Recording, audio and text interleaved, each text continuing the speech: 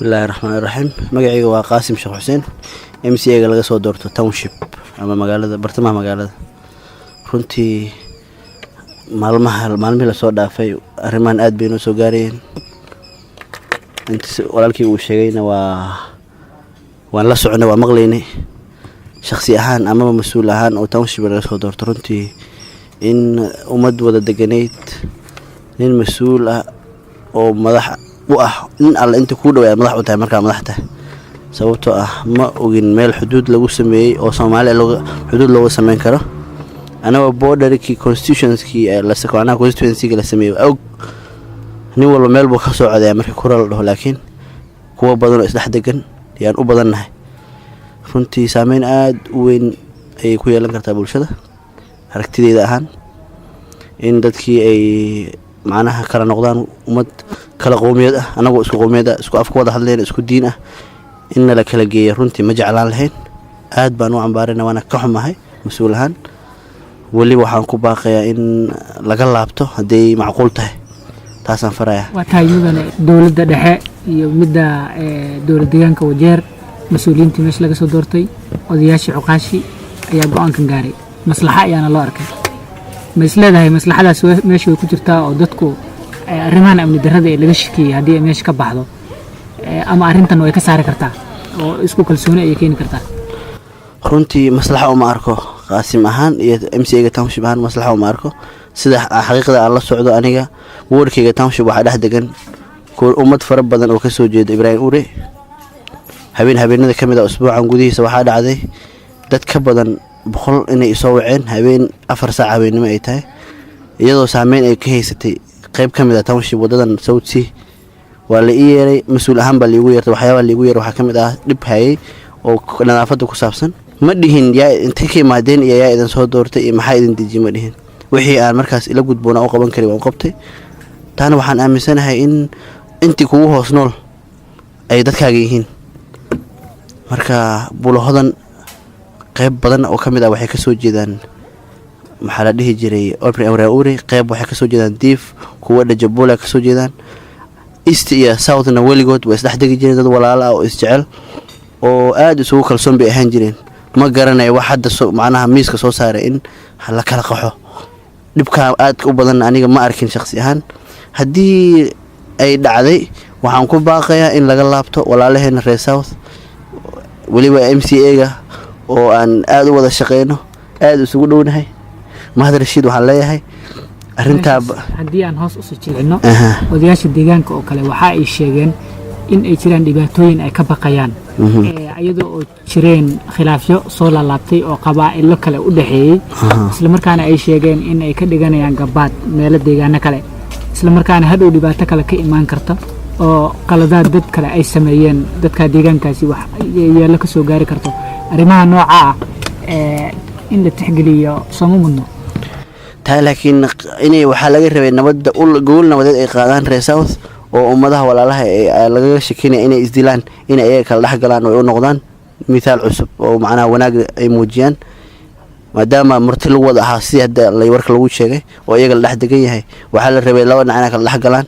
qaybtii ay u arkaan ama ay qaldan tahayna la wada qabto waayo waas naqaana Soomaali baan nahay nin ku tusmay ma lahan geed walba meesha ku yaal waa la garanay qofka ku hoos nool waa la yaqaana marka maadaama ay sidaa tahay heer maan dadka kala dhuuman karo oo yaa wax sameeyay la raadin karo oo lagu qaldami karo inaysan jirin baa aaminsanahay marka haddii wax laga baqay ay tahay amni daro qaab badan loo joojiyaa jirto horumarna ma keenaysa qabiil kaliya ama macnaha qoys kaliya inuu meel dego horumar badan ma keento waayo that's why magaalooyinka ay u dhismaan markii ay ummado badan imaadaan dadka kale imaado inay soo dhaweyso oo waliba wax qabadkooda maskaxdoodii wax tarkoodii bulshada caawinaysa arrintan inta badan ma ahaan jirin mid dhacda waa arrin aad dadweynuhu ugu cusbooneed ma laga yaabaa in ay dad kale ay min guuriyaan oo ay ku dhaqmaan oo ayagana ay dhahaan dad la deganaa anagana naga guura oo ay dhibaato horseedo oo dad badan oo isdhex deganaa ay haatan bilaabaan inay ku dhaqmaan wallahi way dhici kartaa weyn haddii saan ku soo waliba u dhowdahay inay dhacdo waayo haddii nin deganaa meel heblo laga soo fiijiyay maybe Ibrahim Ure oo ugu imaado nin kaloo deganaa bula macnaha calimcu amaba township gudaheeda oo dhaho waree baloodkii macnaha magaciisa ugu rejiskana uu ku dhaho ka waran maxaa la dhihi jiray waad ka baxaysaa taasoo aan macquul noqonaynin ma ku baaqayno laakiin way dhici kartaa waa Soomaalidu isku daydaan marka waxaan aad iyo aad uga digayaa oo aan ka celinaya walaalahayna in ay u noqonin miisaal cusub oo aysan noo bilaabin wada aan hore nooga dhaxeeyeen walaalnimadii sii jiray soo jireenka ah inay noo sii wadaan ayaan ugu baaqaynaa arintan arin ay dawladda dhexe iyo mas'uuliyiintaba ay ka warhayaan iyo odayaasha oo go'aamo laga gaaray ayaa jira kulan badan oo laga hadlay oo ilaa haatanba isdaba socdaan ayaa jira ma jira nidaamyo haddaad mas'uuliyiin tihiin loogu talagalay in lagu hirgeliyo ayadoo dhibaato ayna keeninin go'aankan maadaama la qaatay ma jiraan dabagallo arrimahaas lagu sameynayo oo inaysan dhibaato ka imaanin sidii loogu talagalay ahayd inay ammaanka soo kordhiso runtii aniga ma fahmi karo qaabka qof degan lagu dhihi karo bax meeshan ka kac adiga ku xigso adna raac in intee leeg ay dhici kartaa adiga se xoolo aad leedahay mise ruux aad leedahay inuu soo muuf gareeyo mise dharaaq sameeyo deegaan uu salahayn aado in intee leeg ay dhici kartaa anima garan karo ruux nool si lagu celin karo aniga dan walba iga soo gashaa aniga hadda kula hadlaa ilaa garas calaan baan tagay xoolaha meesha ii jooga laftigeyga ninkan walaalkeena ah mahad rashiid ibraahim laga soo doortay waa u sheegay haddii qaasimkii aad isla fariisanayseen oo wax wada cunayseen inaad ku dhahdo niyo xoolahaaga soo qaado aniga haddii afka lagu dhihi lahaa iguma yaalo waxaan leeyahay hadday dhacday oo mas-uuliyiintii kale ay qaldameen anaga mas-uuliyiin kaleana haddii aan nahay assemblyga county assemblyga inaan ka hortegi karno walaalaha isku reebi karno wixii laga fursan waayo marka dhibaato guud noqdo aan wada aragno taa lama hor istaagi karo nin khaldan lama sixi macnaha khaladka kuma hayn karno marka walaaleen waxaan leenahay arrintan runtii aad iyo aad baan u leeyahay inay dhibaato badan ay keeni kartaan aaminsanahay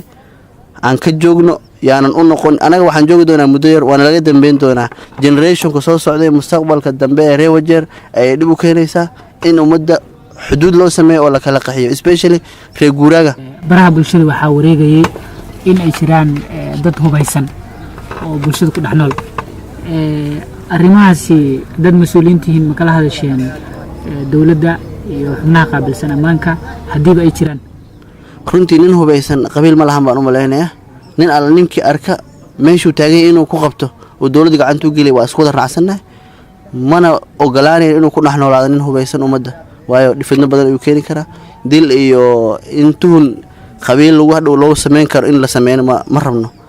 hadda qof aan ku tuhmayno huwa haysa aan leenahay inkastoo aysan jirin waa waxyaabo dhici kara taa waxaan leenahay qof walba meesha uu joogo inuu kala dagaalamo oo dawladda la socodsiiyo waan isla qabnaa waana ku caawinayna haddii macnaha waxyaaba dhinaceena looga baahan yahay ay jirto dad hub lagu tuhmayo waxaa jira dhacdooyin ka dhacay deegaankaasi agagaarkiisa hadda ka hor oo ilaa iyo gaaray heer dhimasho la isku geysto horaan waa la wada hadlay oo waa la fariistay ma jira ilaa iyo haatan xal rasmi oo laga gaaray wallahi sidaas taariikh anaga naga horeysay ilaa weliga Soomaalida waa un isdil iyo macnaha xin nooca waa dhaxyaali jiray ama qaab diineed ha loo isticmaalo amaba xeer soo jiri jiray ha lagu xaliyay xal waa la gaari jiray hadda laftigeeda nin garanti ka dhigi karo ma lahan la isma dili karo ma dhigi karno ka hortagi iyo macnaha inaan ka diidno ummadii aan ku dhaano macnaha dilka iyo hubka aan ka hor istaagno ma ahane hadda laftigeeda qof balan qaadi kara hebel wax dili kara ma lahan cid maanta ku qoran hebel wax dilaysa ma lahan cid hebel la dilayana ma jirto cid wax laga dilana waa hor istaagayna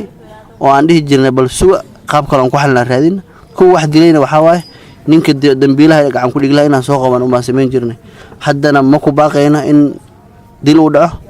cid alla cidii wadatana waxa waaye waa ka hortagayna insha Allah taala waa ka hortagayna